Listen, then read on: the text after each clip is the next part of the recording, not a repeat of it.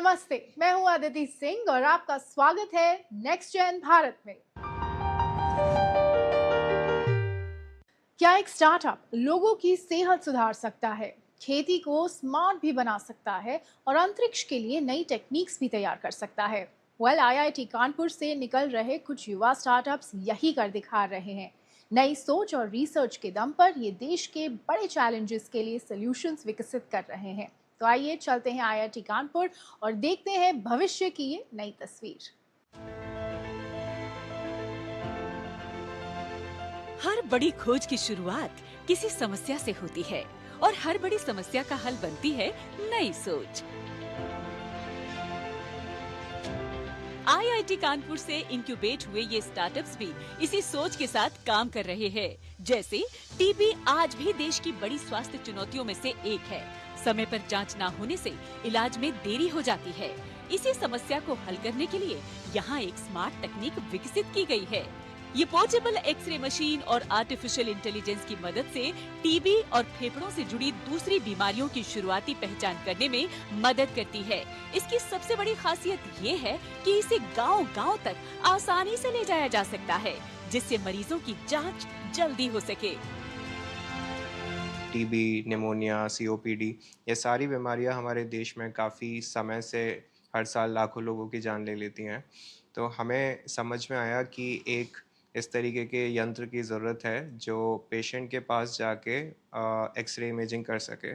तो इसीलिए हमने ये डिवाइस बनाया। ये एक हैंडल्ड एक्सरे जनरेटर है और इसकी मदद से हम कहीं पे भी जाके एक पेशेंट का एक्सरे इमेजिंग कर सकते हैं।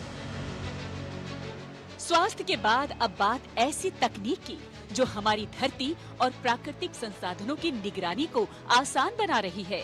ये आधुनिक ड्रोन खेती, बाढ़, जल संसाधनों और पर्यावरण से जुड़ी चुनौतियों पर नजर रखने में मदद करता है। इसकी मदद से किसानों को भी पहले से जरूरी जानकारी मिल सकती है ताकि वो सही समय पर बेहतर फैसले ले सकें। Nowadays, we are focusing into agritech, where we are using this MapGest, the module of MapGest rather.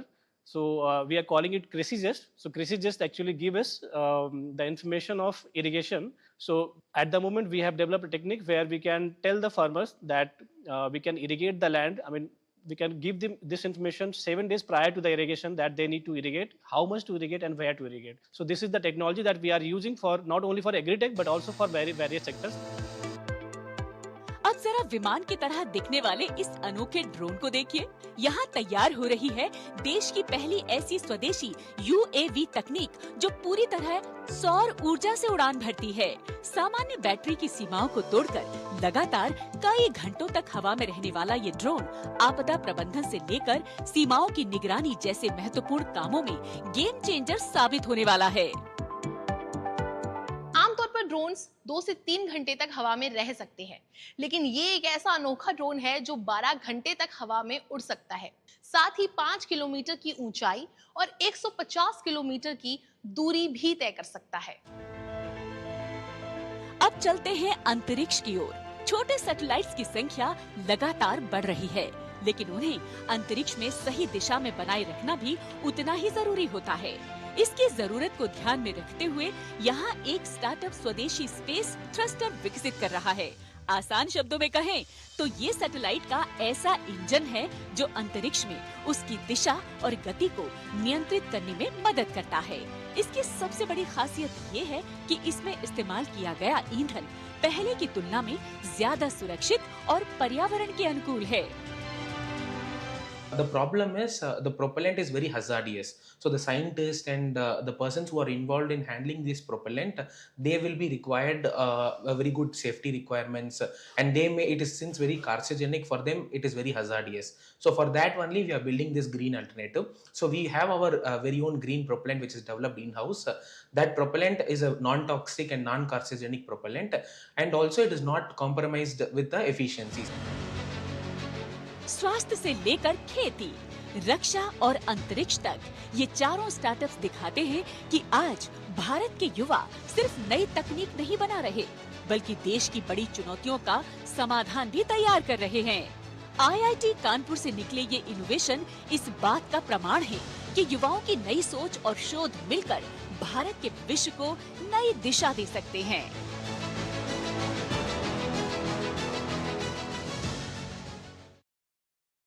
हम अक्सर साफ पानी की बात तो करते हैं, लेकिन क्या आपने कभी सोचा है कि हमारे शहरों से निकलने वाला गंदा पानी उसका क्या होता है?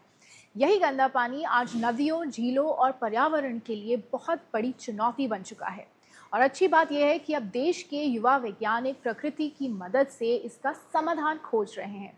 तो आइए देखते हैं कैसे नई सोच पानी को नई जिंदगी देने की कोशिश कर रही है। आज देश भर में पानी को साफ करने और जल स्रोतों को फिर से जीवित बनाने के लिए नई नई स्वदेशी तकनीकों पर तेजी से काम हो रहा है। हालांकि चुनौती भी कम नहीं है। आंकड़ों के अनुसार भारत हर दिन 112 अरब लीटर से ज्यादा गंदा और प्रदूषित पानी पैदा करता है।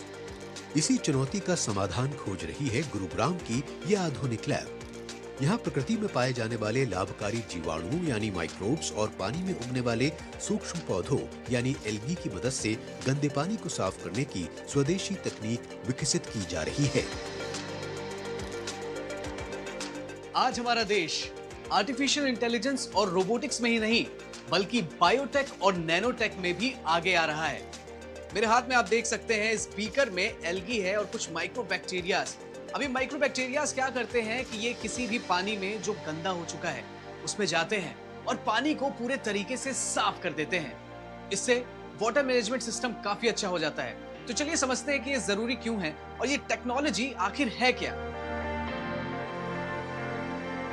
यहाँ काम करने वाले युवा वैज्ञानिक प्रकृति से ही ऐसे फायदेमंद और मददगार बैक्टीरिया तलाशते हैं जो गंदे पानी में मौजूद जहरीले तत्वों को अपना भोजन बना लेते हैं। नतीजा ये होता है कि पानी की गंदगी और बदबू पूरी तरह गायब हो जाती है। पानी में ऑक्सीजन का स्तर बढ़ जाता है और दम तोड़ चुकी झीलों में मछलियाँ और जलीय जीवन दोबारा वापस लौटने लगता है। तो इन बैक्टीरिया में एक ऐसी स्पेशल पावर होती है, एक स्पेशल कैपेबिलिटी होती है कि जो ये न्यूट्रिएंट्स को डिग्रेड कर सकता है। जो पानी में ऑलरेडी फॉस्फेट हो गया, नाइट्रेट हो गया, अमोनिया हो गया, तो वो ऑलरेडी पानी में होता है। तो जैसे हमारे पास जो बैक्टीरिया हैं और जो हमारे पास डायटम टेक्नोलॉजी है, हमारा फाइकोरेमेडिएशन, तो वो इन न्यूट्रिएंट्स को as a food, as a खाने की तरह उसको एब्जॉर्ब करता है अपनी बॉडी में और पानी में उनको कम करता है, जिस वजह से पानी की जो वाटर क्वालिटीज़ है वो इम्प्रूव हो जाती हैं, बदबू कम हो जाती है और ओवरऑल वाटर बॉडीज़ इम्प्रूव करने लगती हैं। प्रयोगशाला में तैयार होने वाली ये स्वदेशी तकनीक सीधे जमीन पर काम करने के लिए भेजी जाती है। इन प्राकृतिक जीवाणुओं को लिक्विड और पाउडर दोनों रूपों में तैयार किया जाता है ताकि इन्हें गंदे नालों, बड़ी झीलों, नदियों या सीवेज ट्रीटमेंट प्लांट्स के प्रदूषित पानी में आसानी से मिलाया जा सके। बहुत ही इजी है। हम लोग यहाँ पर जैसे कि माइक्रोब्स डेवलप करते हैं तो वो लिक्विड फॉर्म में भी होते हैं, पाउडर फॉर्म में भी होते हैं और वो सब पानी में आराम से घुल जाते हैं। तो हम लोग उन्हें वाटर टैंक में या किसी भी मिक्सेबल टैंक में उनको मिक्स करके एक हाई प्रेशर डोजिंग करते हैं। और जहाँ आपने पूछा कहाँ कर सकते हैं, जहाँ भी पानी ख़राब है जैसे कोई lake, pond, river, STPs, ETPs, तो हमारे प्रोडक्ट्स हमने हर चीज़ के लिए कस्टमाइज़ कर रखे हैं। खास बात यह है कि इस तकनीक का दायरा सिर्फ साफ पानी तक सीमित नहीं है। यही प्रकृति आधारित फॉर्मूले अब देश की मिट्टी को उपजाऊ बनाने, फलों की खेती और बागबानी को बेहतर करने में भी इस्तेमाल हो रहे हैं। यहाँ तक कि बड़े बड़े स्पोर्ट्स ग्राउंड्स और गोल्फ कोर्स की घासों को बिना केमिकल के हरा भरा रखने के लिए भी इसी तकनीक का उपयोग किया जा रहा है। अगर रिवर है कहीं पे तो उसकी मिट्टी भी होगी साथ में। तो एक हो गया हमारा सॉइल, एक हो गया हमारा वाटर। सो इन दो सेगमेंट्स में हम लोग मेजरली काम करते हैं साइमल्टेनियसली। और सॉइल में भी क्योंकि एग्रीकल्चर फील्ड्स में भी वो पानी है वो यूज़ होता है, तो उसमें हमारा एग्रीकल्चर का आ गया, फ्रूट्स का आ गया, हॉर्टिकल्चर एक तरीके से। सो ये सारे सेक्शंस आ जाते हैं। जैसे आपका टर्फ ग्रास हो गए जो गोल्फ टोर्सेज वगैरह में होता है वो सारा। सो उन चीज़ों के लिए हम फॉर्मुलेशंस या प्रोडक्ट्स जो हैं वो रेडी करते हैं। इस लैब में विकसित हो रही ये स्वदेशी तकनीक आज दुनिया के कई देशों में एक्सपोर्ट की जा रही है। यही दिखाता है कि ये युवा वैज्ञानिक सिर्फ स्थानीय समस्याओं का समाधान नहीं खोज रहे, बल्कि ऐसी तकनीकें विकसित कर रहे हैं जो वैश्विक स्तर पर भी उपयोगी साबित हो रही हैं।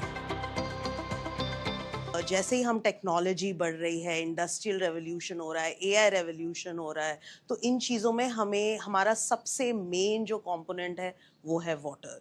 तो उसी रीज़न के लिए हमारे लिए हमारे एज अ नेशन और एज अ कंपनी हम ये चाहते हैं कि हम वाटर का जो स्कैरसिटी है, जो वाटर की कमी हो रही है आजकल और जो हमें प्रॉब्लम्स दिख रही है, वो हम फिक्स करें अपने सॉल्यूशंस के थ्रू। बढ़ते जल संकट के दौर में ये स्वदेशी तकनीक उम्मीद की एक नई किरण बनकर उभर रही है।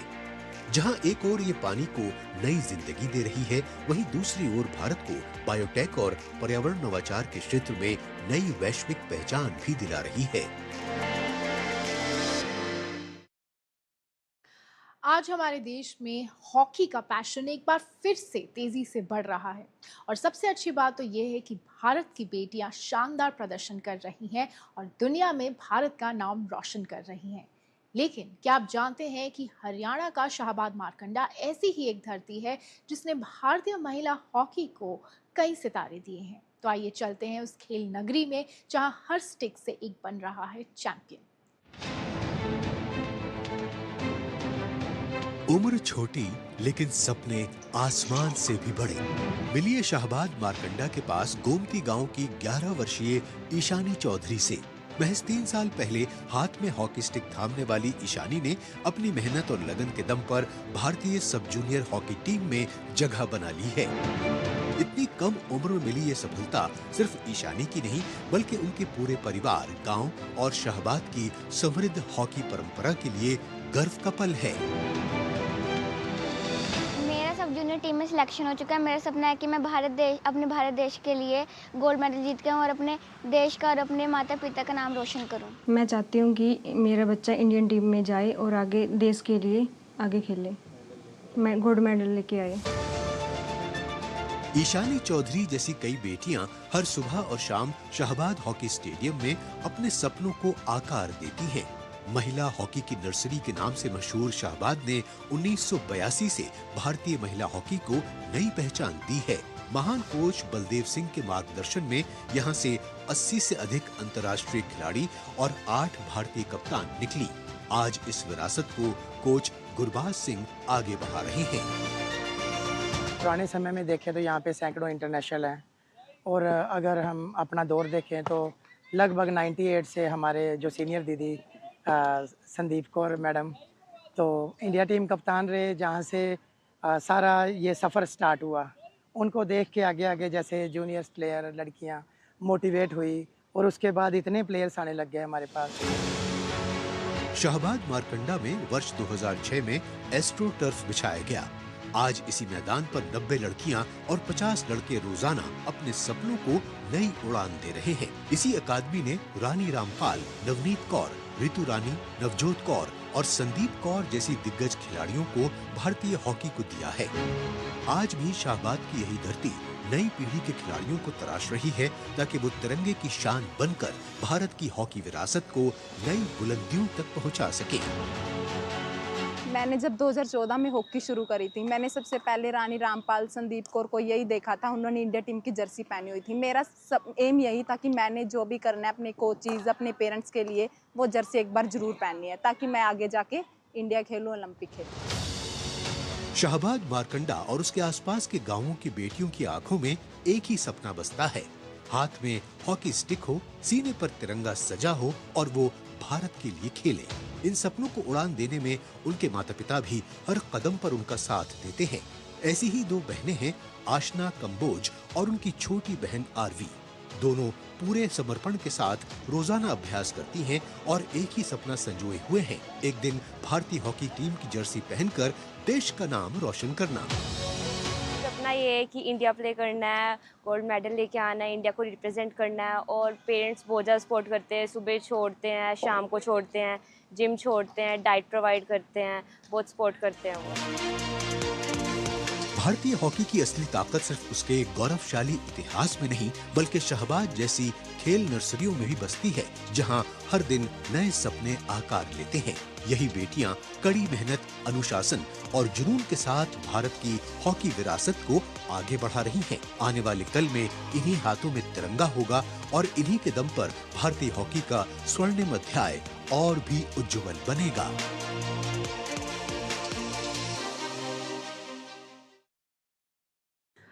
अक्सर जब हम छत्तीसगढ़ के सुकमा का नाम सुनते हैं तो लोगों के मन में एक अलग तस्वीर बनती है, लेकिन अब यहाँ एक नई कहानी लिखी जा रही है। ऐसी कहानी जहाँ आदिवासी महिलाएं अपने हुनर से नए बिजनेस खड़े कर रही हैं, कमाई कर रही हैं और दूसरों के लिए भी मिसाल बन रही हैं। तो आइए चलते हैं सुकमा और देखते हैं एक झलक।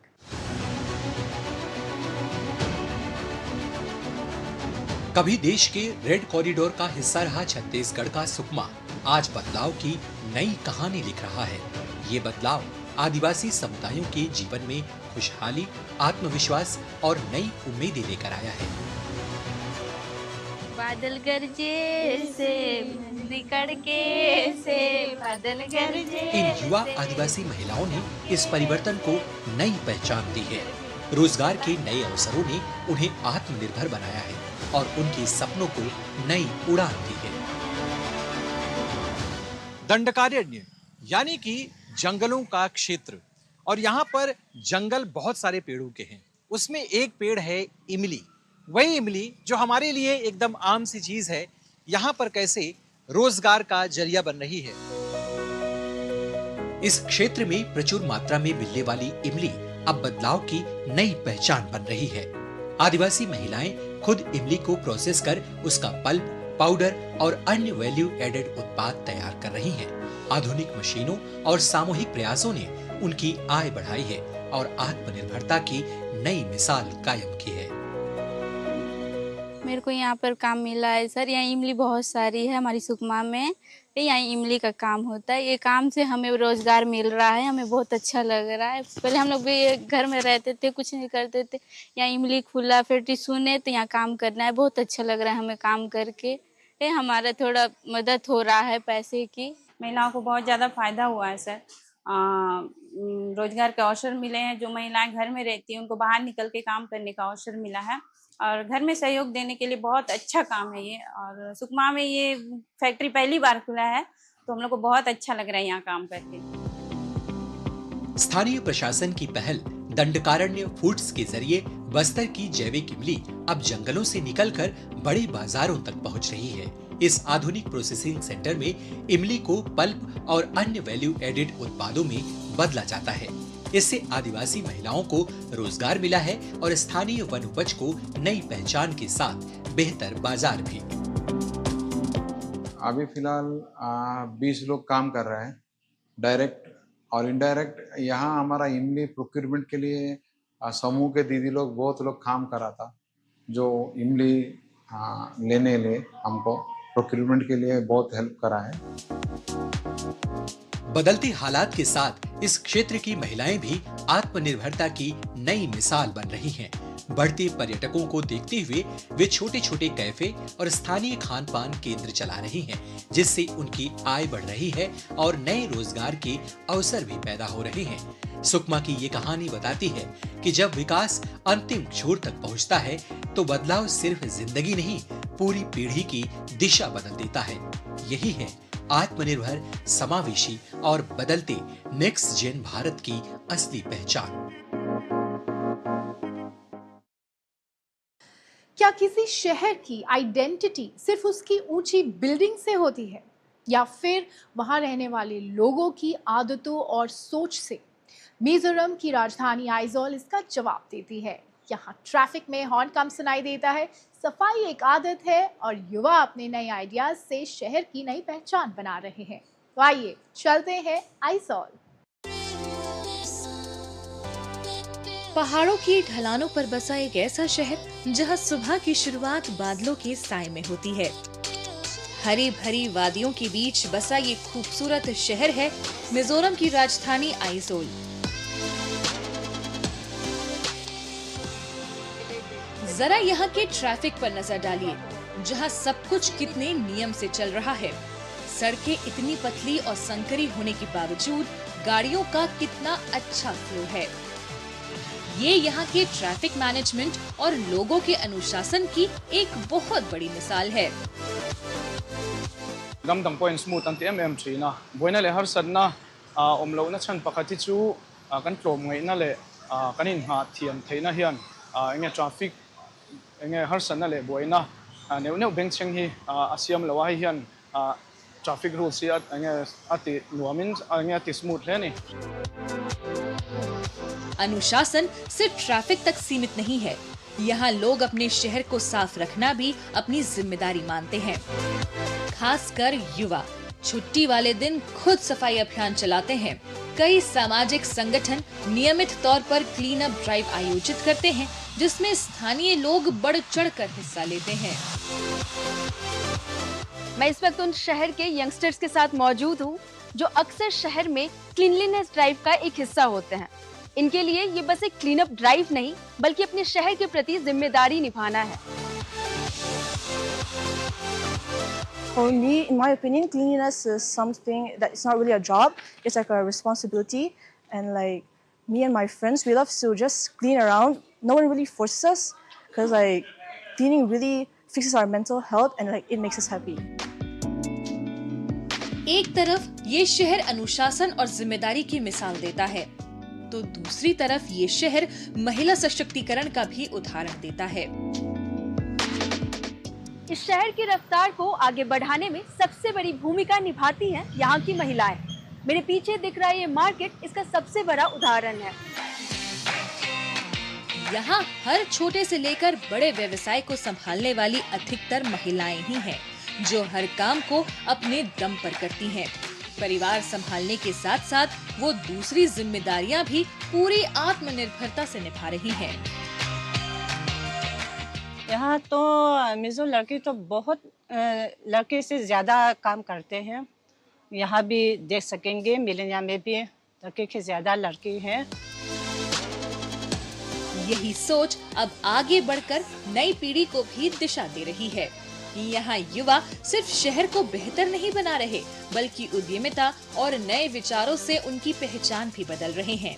पहाड़ों के बीच उभरता कैफे कल्चर इसी बदलाव की नई तस्वीर है। आइजोल के बदलते लाइफस्टाइल के साथ बढ़ रहा है कैफे कल्चर और इस बदलाव को आगे बढ़ा रहे हैं यहाँ के यंग एंटरप्रेन्योर्स। दरअसल जैसे जैसे ये शहर विकसित हो रहा है, वैसे वैसे यहाँ का बिजनेस मॉडल भी बदल रहा है। इसी कड़ी में आइजोल का कैफे उद्योग सबसे तेजी से आगे बढ़ रहा है।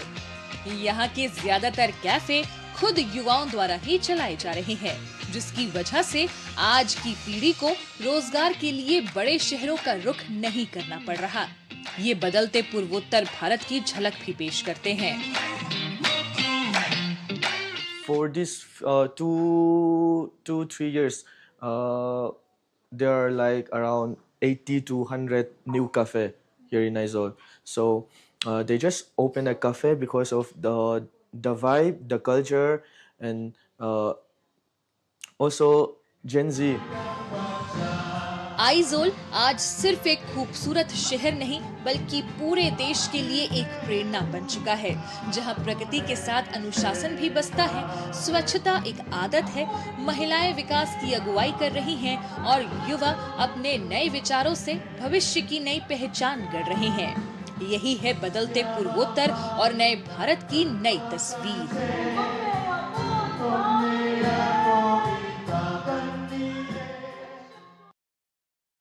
तो आज के शो में फिलहाल इतना ही। अगले एपिसोड में आपसे फिर मुलाकात होगी। तब तक के लिए नमस्ते।